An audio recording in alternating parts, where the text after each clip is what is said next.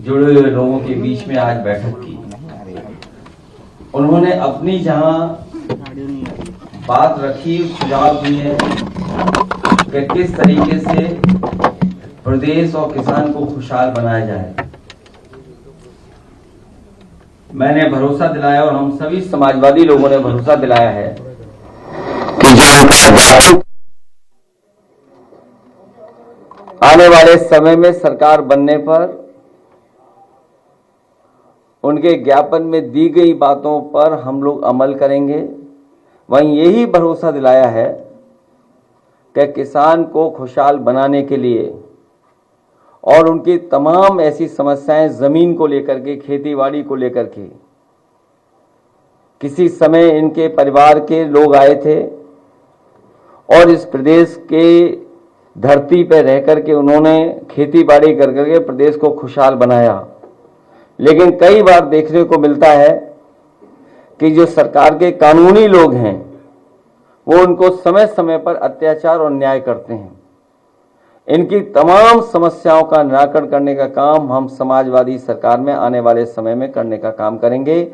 वहीं इनके धार्मिक आयोजन से लेकर के जो हमारा संविधान रास्ता देता है कि सभी धर्मों को बराबर का सम्मान मिले, वो सम्मान देने का काम हम लोग करेंगे। राजनीतिक तौर पे भी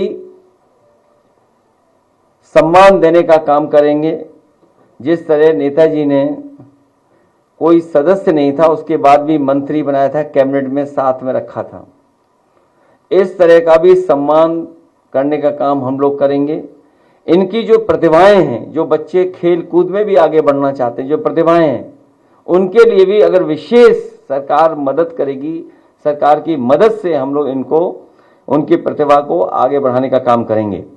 मैं धन्यवाद देना चाहता हूं तेजिंदर सिंह बेग जी को, गुरप्रीत सिंह जाजी साहब को, देवेंद्र सिंह खालसा जी को, जगदेव सिंह जग्गा जी, सुरेंद्र सिंह जी, इकबाल सिंह चीमा जी को, कुलदीप सिंह भुल्लर जी को, पिंदर सिंह सिद्धू, प्रतिंदर सिंह, गुरवंश सिंह चीमा जी, राजेंद्र सिंह खैरा जी और हमारे बहुत पुराने समाजवादी आदरणीय सरदार गुरदयाल सिंह जी और बड़ी संख्या में जो और साथी जिनका मैं नाम नहीं ले पा रहा हूं, समाज से जुड़े हुए सभी प्रतिष्ठित साथी जिन्होंने आज कार्यक्रम सफल बनाया, मैं सबका धन्यवाद देता हूं।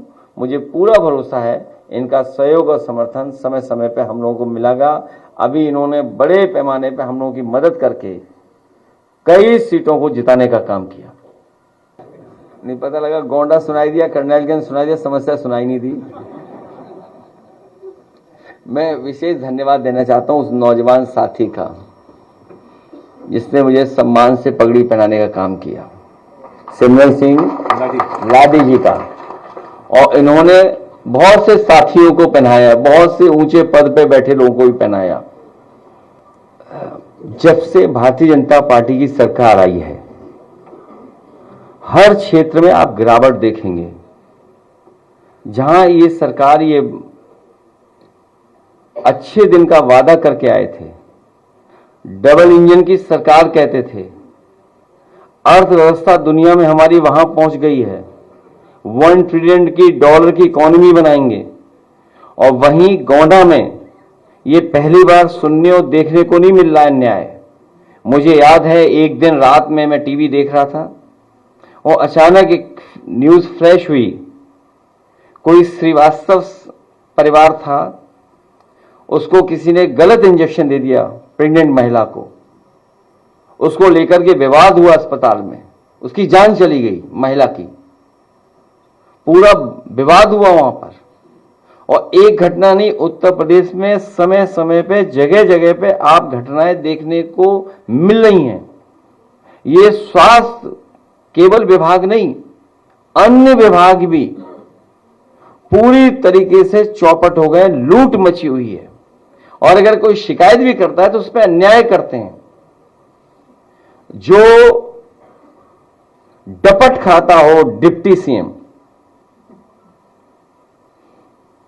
जो डपट खा करके काम करता हो डिप्टी सीएम, जिसकी अपनी खुद गाड़ी छिन गई हो, उससे क्या उम्मीद करोगे स्वास्थ्य विभाग ठीक होगा।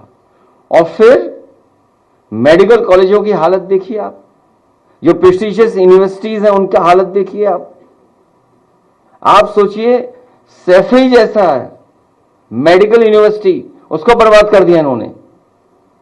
केजीएमयू की खबरें पढ़ रहे हैं कि यहां से न जाने कहां कहां लोग जा रहे हैं, किस स्थान पे बैठ रहे हैं जाकर के, कहीं डायरेक्टर बन रहा है, कोई वाइस चांसलर बन रहा है। और केजीएमयू की हालत क्या है, लोहिया अस्पताल की हालत क्या है, सिविल हॉस्पिटल की हालत क्या है। और जिस सिविल हॉस्पिटल को बनना था, एक तो ये पूरे उत्तर प्रदेश में देख लो आप, झांसी के मेडिकल कॉलेज की हालत क्या है, पीएससी सीएससी की हालत क्या है, एम्बुलेंस की हालत क्या है। बीजेपी जाएगी